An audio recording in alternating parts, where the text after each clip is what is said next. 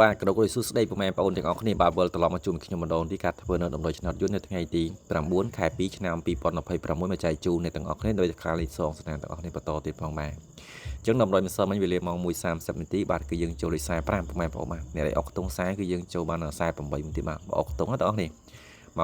ម៉ោង1:30 នាទីកាលពីថ្ងៃទី8ខែ 2 ឆ្នាំ 2026បាទនេះឯងចំណែកម៉ោង 6:30 នាទីយប់បាទគឺអត់ចូលខ្ទង់40បាទខ្ទង់40បើអ្នកលេងអុកខ្ទង់40មិញ3ប៉ុប៉ុអាដល់នេះប៉ុអាពេលលេម៉ោង 6:30 នាទីយប់ពុកម៉ែបងប្អូនទាំងអស់គ្នាបាទអញ្ចឹងហែងចំពោះ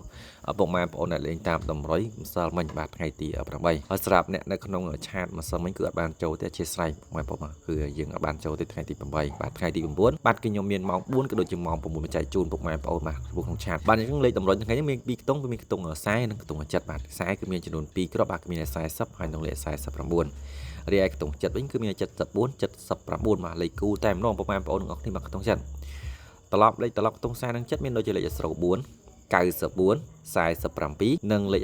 97ពុកម៉ែបងប្អូនគ្នាចំពោះលេខត្រឡប់ខ្ទង់40ក៏ដូចជាខ្ទង់ចិត្តពុកម៉ែបងប្អូនចំពោះលេខតូច12លេខនៅថ្ងៃហ្នឹងបាទអញ្ចឹងចំពោះបងប្អូនដែលថ្មីដើម្បីតាមដាននៅតម្រូវខ្ញុំបាទជារៀងរាល់ថ្ងៃបាទពុកម៉ែបងប្អូនទាំងអស់គ្នាកុំភ្លេចចុចសញ្ញាមេដៃបាទ like ឡើងលើទាំងអស់គ្នាម្នាក់មួយហើយ comment ក្រោមវីដេអូទាំងអស់គ្នាម្នាក់មួយផងដែរបាទ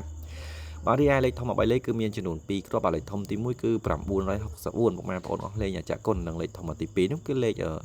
681ពុកម៉ែបងប្អូនទាំងអស់គ្នាអាចធ្វើការលេខសងសំណាងបានរីឯលេខល្អម៉ោង 4:30 នាទីពុកម៉ែបងប្អូនអាចអុកខ្ទង់40បាទខ្ទង់40ល្អម៉ោង 4 ខ្លាំងពុកម៉ែបងប្អូនខ្ទង់40គឺមានលេខ40គុតហើយនិងលេខ49វេលាម៉ោង 4:30 នាទីពុកម៉ែបងប្អូនទាំងអស់គ្នា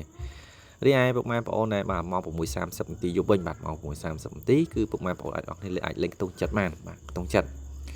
គឺល្អពុកម៉ែបងប្អូនគឺ base day បាទពេលយប់គឺល្អខ្ទង់70គឺល្អនៅក្នុងប៉ុស្តិ៍ base day ពុកម៉ែបងប្អូនទាំងអស់គ្នាបាទអញ្ចឹងពុកម៉ែបងប្អូនអាចអុកខ្ទង់70បុកលេខ74 79អញ្ចឹងទៅចំពោះម៉ោង 9:30 នាទីពុកម៉ែបងប្អូនទាំងអស់គ្នាបាទ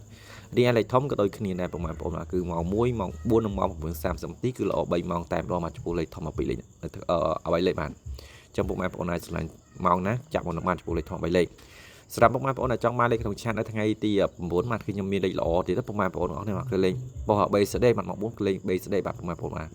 ម៉ោង6គឺយើងហេងបន្តទៀតផងដែរបាទអញ្ចឹងជូនប៉ុស្តិ៍ហេងទាំងអស់គ្នាផងដែរបាទ